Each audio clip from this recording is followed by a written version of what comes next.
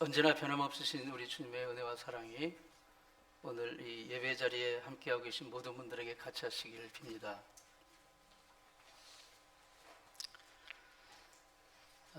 인간이 이 세상 살아가는 데는 필요한 것들이 있습니다. 가장 기본적으로 먹어야 할 음식이 필요하고, 입어야 할 옷이 필요하고, 그리고 해와 비를 가리고 자야 할 집이 필요하고, 그리고 일해야 할 직장이 필요하고, 그리고 건강이 필요합니다. 이러한 필요들은 이 세상 살아가는 데서 없어서는 안 될 정말 중요한 필요들입니다. 그런데 사람들은 그러한 중요한 필요들 말고도 더 원하는 것이 있어요.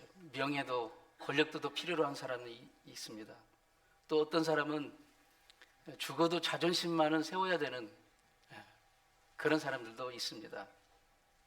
자존심이 꺾이면 정말 죽는 줄 아는 사람들이 있어요.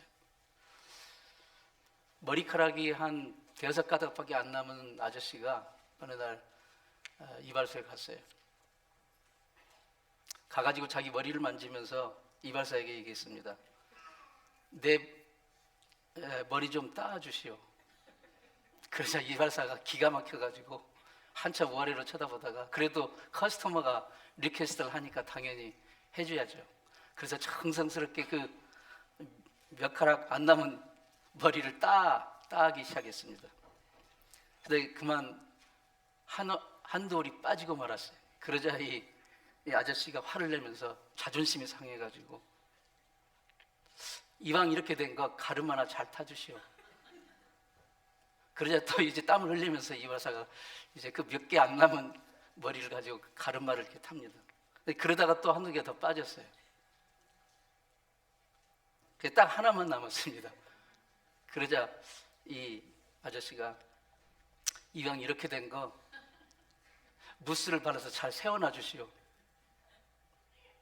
이 사람이 이제 이 하나 남은 머리를 무스를 이제 바르면서 세우려고 하다가 그만 그것도 빠지고 말았어요.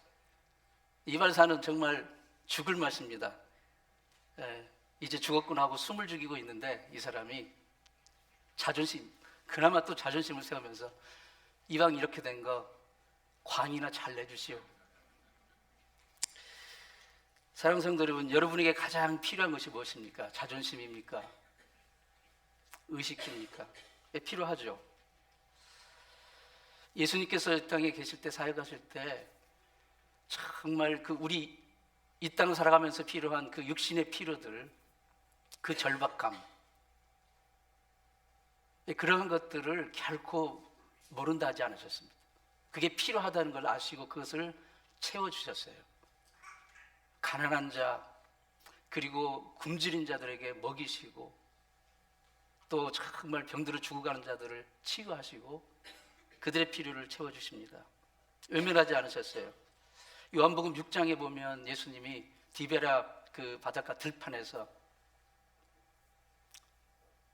정말 그 수천 명, 아마 10,000명이 넘을 거예요. 남성 어른만 5,000명이라고 했으니까 부녀자들, 아이들까지 합치면 아마 15,000은 될 겁니다.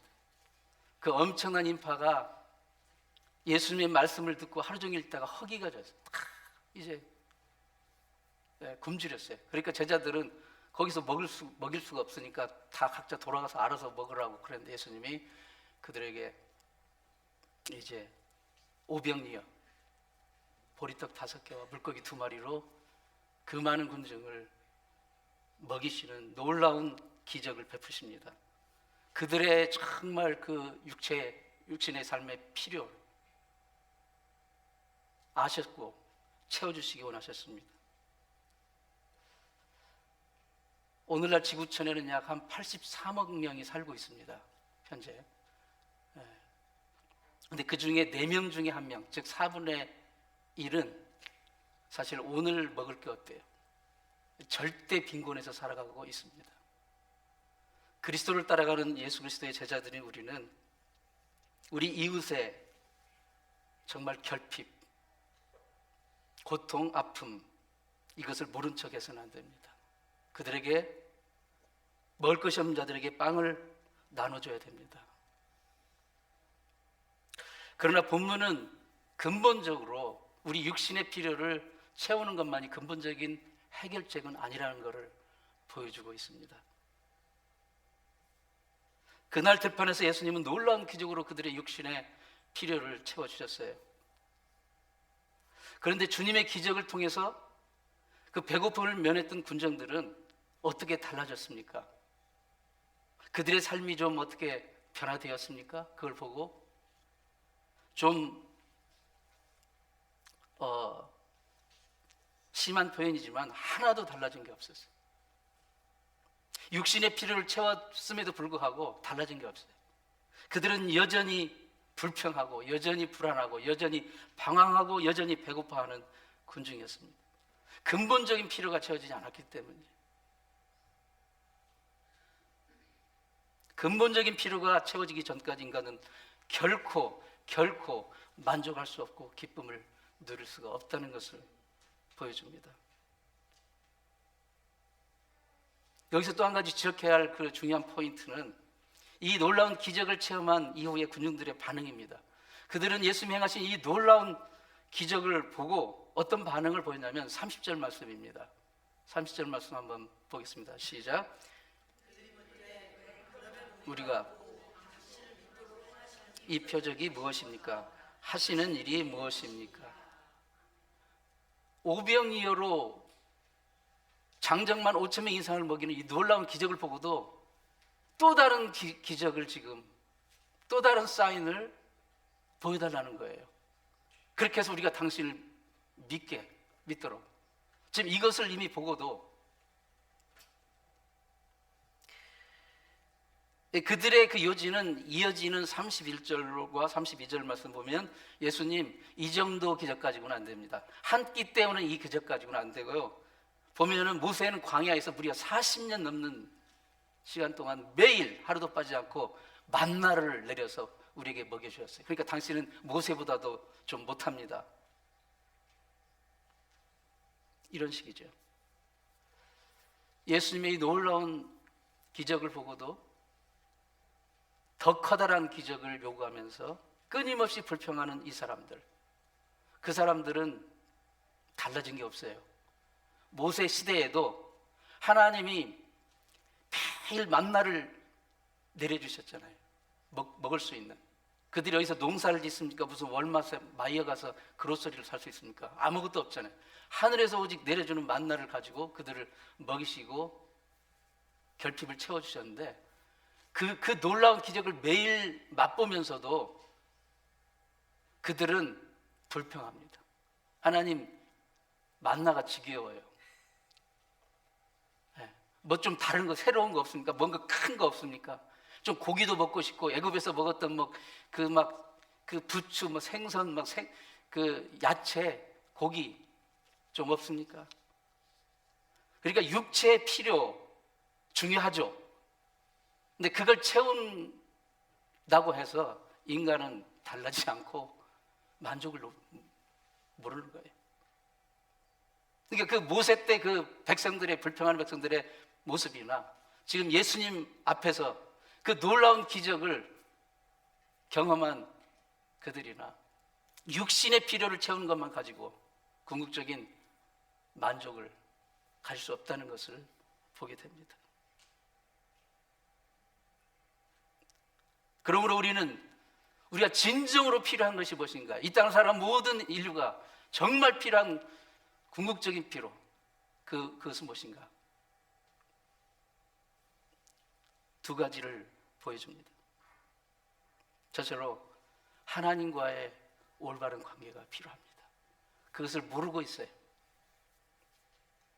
인간에 있어서 가장 기본적이고 가장 근본적인 필요는 하나님과의 관계를 회복해야 됩니다. 영접하는 자, 곧 그 이름을 믿는 자등에 하나님의 자녀가 되는 권세를 주셨으니 예수 그리스도를 믿고 하나님이 우리의 아버지가 되시고 우리는 그분의 자녀가 된다는 이 하나님과의 관계가 회복이 돼야 되는 거예요. 오늘 본문 37절에서 이렇게 예수님 말씀하십니다. 37절 같이 읽습니다. 시작. 아버지께서 내게 주시는 자는 다 내게로 올 것이요 내게 오는 자는 내가 결코 내어 쫓지 아니하리라. 하나님 아버지 앞에 오는 것, 하나님 아버지를 만나는 것, 하나님 아버지가 나의 아버지가 되는 것, 내가 그분의 자녀가 되는 것, 이것이 인간의 가장 근본적인 필요라는 것입니다. 이 땅에 살면서 우리는 많은 것을 필요로 하지만 그런 것들로 결코 만족할 수가 없고 그런 것들로 결코 우리는 변화된 삶을 살 수가 없습니다. 근본적인 필요는 하나님 아버지를 내 아버지로 만나는 것입니다.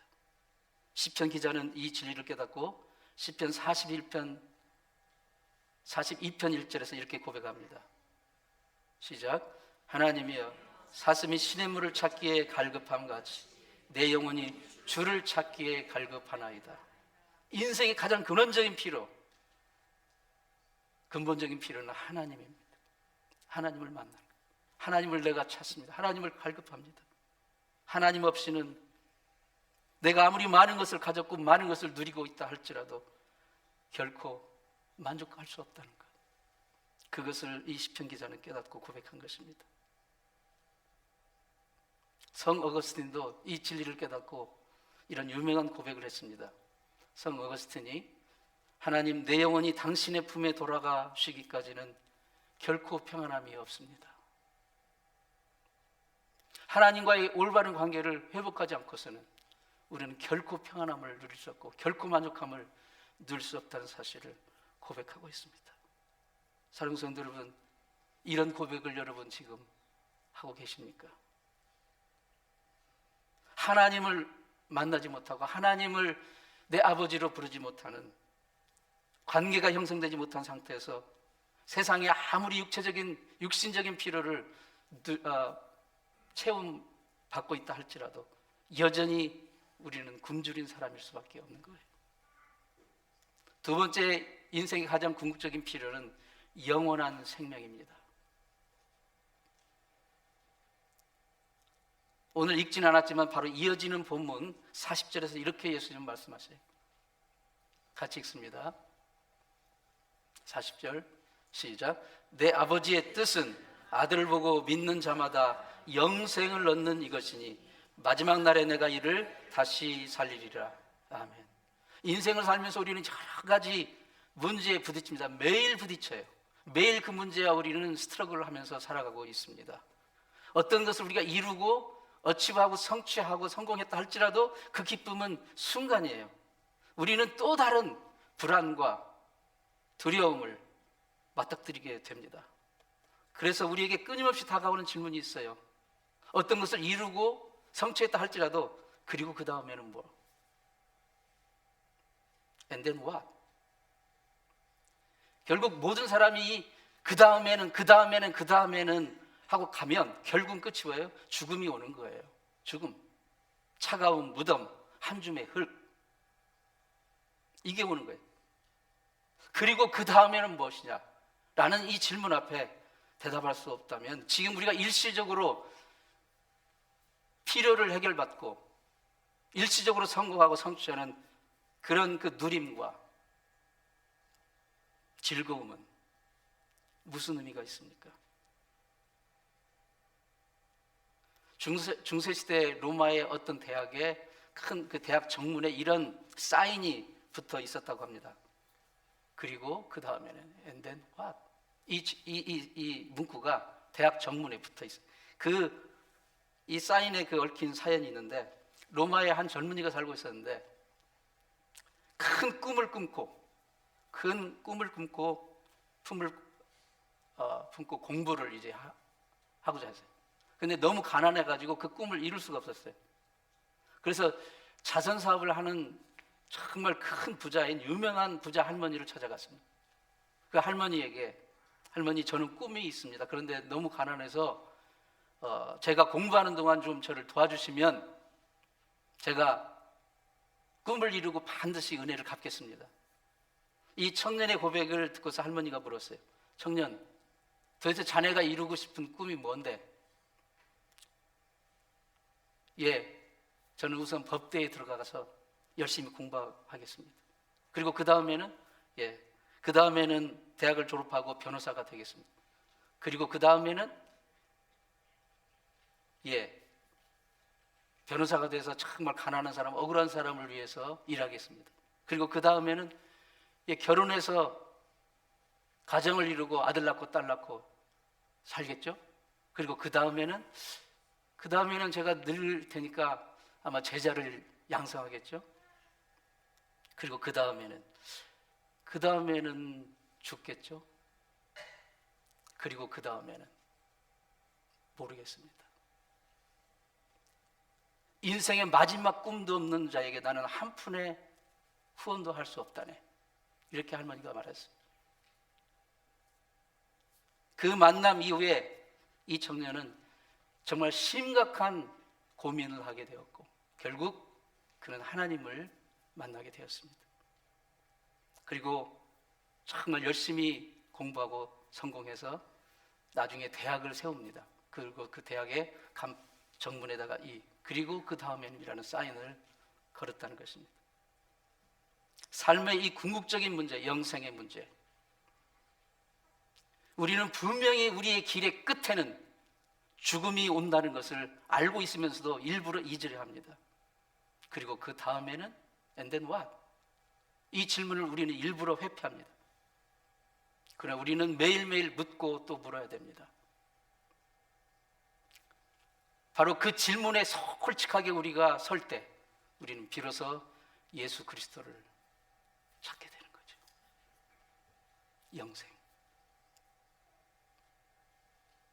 영생, 이것이야말로 우리의 근본적인 필요라는 것을 잊지 말아야 됩니다.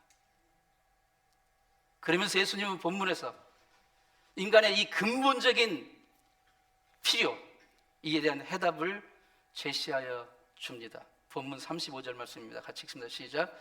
예수께서 가라사대 나는 곧 생명의 떡이니 내게 오는 자는 결코 줄이지 아니할 터요 나를 믿는 자는 영원히 목마르지 아니하리라. 이 구절은 성경에서 매우 유명한 예수님의 자기 선언이에요. 자아 선언. 요한복음에서 특히 예수님께서는 나는 누구다, 나는 무엇이다 라는 I am, 오늘 같은 경우는 I am the bread of life, 나는 생명의 떡이다, 이런 식의 그 표현을 7번 하셔요. 그래서 7번 예수님의 자기 선언이라고 하는데요, 이 예수님의 자아 선언 I am, 이 속에 담겨진 귀중한 메시지가 있어요. 나는 생명의 떡이니 라고 말씀하신 예수님의 선언 속에 담겨진 첫 번째 의미는 예수님은 바로 하나님이시더라는 거예요. 예수님이 나는 생명의 떡이니 라고 하신 말씀에는 깊은 의미가 담겨져 있는데, 여기서 I am the bread of life, 우리가 여기서 I am이라는 것은 흔히 우리가 친구끼리 대화하면서 내가 말인데 내가 있잖아 이런 식으로 말하는 1인칭 단수 대명사를 뜻하는 게 아니에요. 여기서 말씀하시는 I am은 오직 그분만이, 하나님만이 하실 수 있는 신적인 자기 표현이에요. 이것은 구약에서 하나님이 이스라엘 백성들을 출애굽시키려고 모세를 부르셨을 때 모세가 하나님 앞에 섰습니다. 하나님이 야 내가 너 지금 애굽으로 보내서 이스라엘 백성들을 데리고 나와라 라고 부르셨을 때 모세가 하나님께 질문했습니다. 하나님, 당신은 누구십니까? 그리고 내가 이스라엘 백성들 앞에 가서 너희들을, 하나님이라는 분이 이렇게 나를 보내서 너희들을 데리고 나오라고 하셨다. 그러면 그들이 도대체 너를 보낸 그 사람이 누군데? 라고 물었을 때 내가 그들에게 뭐라고 설명을 해야 됩니까? 라고 했을 때 하나님 뭐라고 하셨냐면 I am that I am, 나는 곧 스스로 있는 자니라 라고 말씀하셨어요. 그러니까 아까 예수님께서 I am이라고 말씀하신 것과 같은 맥락인 거예요. 나는 스스로 있는 자라는 것은 하나님이라는 거예요. 스스로 있을 수 있는 존재는 하나님밖에 없어요. 그 어떤 것도 온 우주를 통틀어서 스스로 누군가 만들었어요. 스스로 존재하는 이는 하나님밖에 없습니다. I am that I am. 예수님의 I am the bread of life. 나는 스스로, 나는 하나님이라는 신적인 자기 칭호를 선포하고 계시는 거예요. 예수 그리스도가 우리 인생의 궁극적인 마지막 질문 and then what? 그리고 다음에는 이 질문에 대한 답을 줄 수 있는 유일한 분 하나님이시기 때문에 우리를 창조하신 분이기 때문에, 우리의 섭리자시기 때문에, 우리의 구속자이시기 때문에, 우리의 절대자이시기 때문에. 그래서 그분이 우리 인생의 궁극적인 필요의 해답이십니다. 하나님은 모세를 통하여 이스라엘을 만나를 내려주셔서 이스라엘을 먹이고 살리셨습니다. 광야 시절 동안. 그런데 이것을 가지고 예수님이 설명을 하셔요. 32절 말씀입니다. 32절 시작. 내가 진실로 진실로 너에게 이르노니 모세가 너에게 하늘로부터 떡을 준 것이 아니라 내 아버지께서 너에게 하늘로부터 참떡을 주시나니. 그러니까 이스라엘 백성들이 피상적으로 생각하면서 모세가 만나 줬어, 모세가 만나, 이런 식으로 이렇게 인식이 굳어져 왔다는 거예요. 그런데 사실은 모세가 준 게 아니고 하나님이 내려주셨다. 하나님이 만나를 하늘에서 내려주셨다 라고 말씀하시는 바로 그 다음 절에 뭐라고 말씀하시냐면 내가 곧 그 떡이다. 그러니까 구약시대에는 하나님이 만나를 내려주셨어요. 그런데 이제 예수님이 오셨을 때 만나로 오신 거예요. 자기가 그 떡이 되어서 이제 오신 거예요. 누구를 보낸 게 아니고 본인이 직접 만나, 떡으로 오신 거예요. 만나를 먹는 자마다 살았던 것처럼 예수님을 만난 자마다 영원한 생명을 살게 되는 거죠. 영원한 영생을 얻게 되는 거죠. 이것을 말씀하시는 거예요. 이게 바로 I am the bread of life. 나는 생명의 떡이다 라는 예수님이 하나님 되심의 선언인 것이죠. 하나님. 그래서 예수님이 이 땅에 태어났을 때 그 지역 이름이 뭐였죠? 어디에 태어나셨어요? 베들레헴에서 태어나셨죠? 베들레헴이라는 말 뜻이 뭐냐면 떡집이라는 뜻이에요. 그게. 그러니까 떡집에 떡이 온 거예요.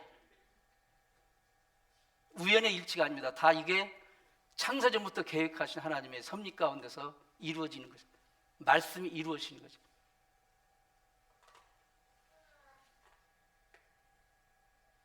우리가 나는 예수를 구주로 믿습니다. 예수님이 나의 주님이십니다 라고 고백하는 것은 절대 여러분 그걸 과소평가해서는 안 됩니다. 그것은 바로 하늘의 참떡이 내 안에 오셨다는 거예요. 내가 그 떡을 먹게 되었다는 것이죠. 하나님을 모시게 되었다는 겁니다. 하나님이 나의 하나님이시라면, 그분을 내가 모시고 있다면 내가 무슨 부족함이 있겠습니까? 그분은 모든 것의 주인이시고 모든 것을 가지시고 무슨 일을 하실 수 있는 분인데. 그래서 이 나는 생명의 떡이다라는 이 말씀이 주시는 두 번째 메시지는 예수님은 우리가 필요한 전부이시라는 거예요. Jesus is all we need. 그러니까 예수님 우리에게 많은 것을 주시고 풍성하게 채워주시지만 실은 우리가 정말 필요한 유일한 것이 있다면 그분 한 분입니다. 예수님. 누가복음에 탕자의 비유가 나오잖아요. 탕자가 아버지를 떠날 때 그는 뭐가 필요했습니까? 아버지로부터 독립이 필요했어요. 나름대로 자기 마음대로 자기와 원하는 그 그림을 그리면서 살고 싶은 그런 필요가 있었어요.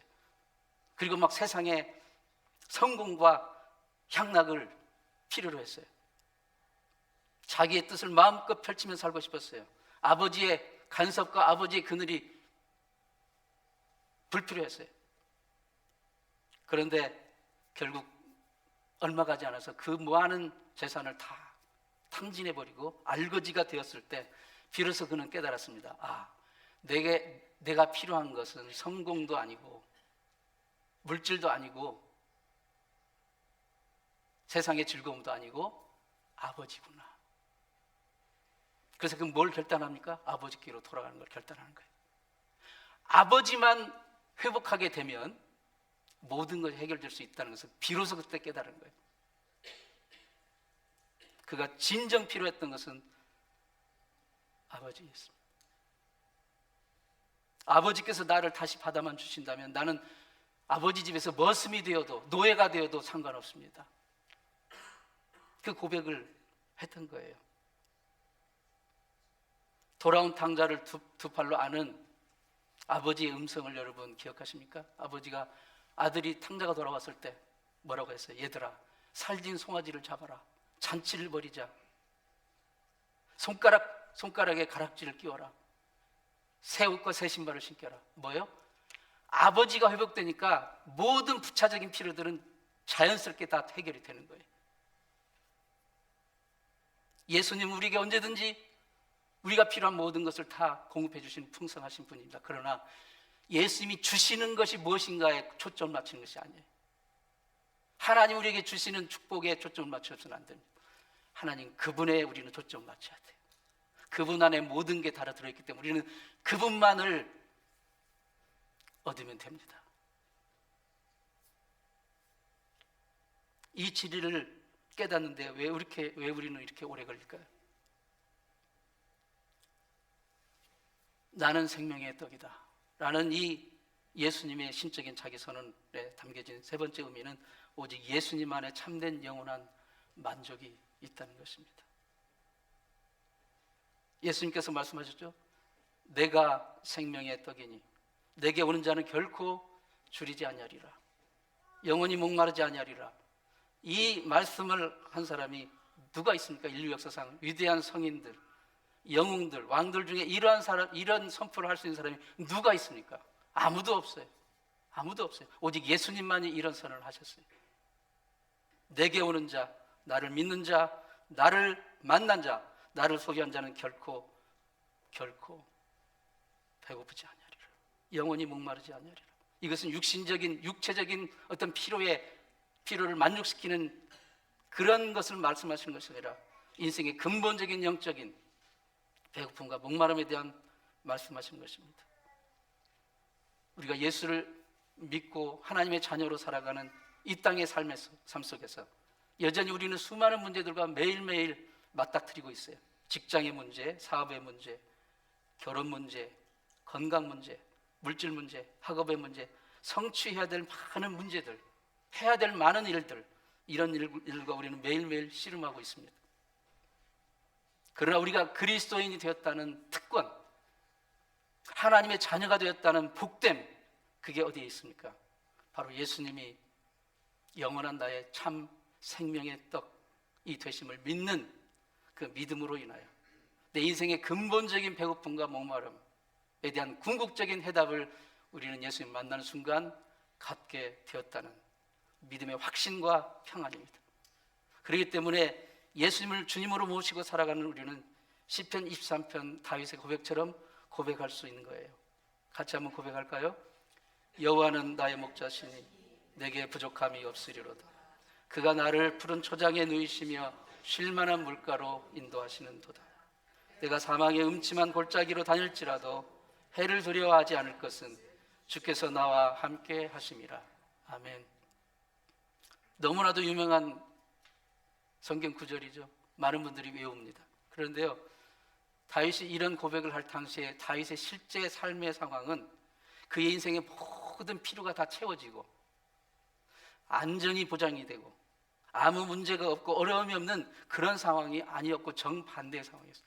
정말 사망의 음침한 골짜기를 다닌 것 같은 그런 내일을 기약할 수 없는 칠흑같이 어두운 절망의 상황에서 이 고백을 했던 거예요.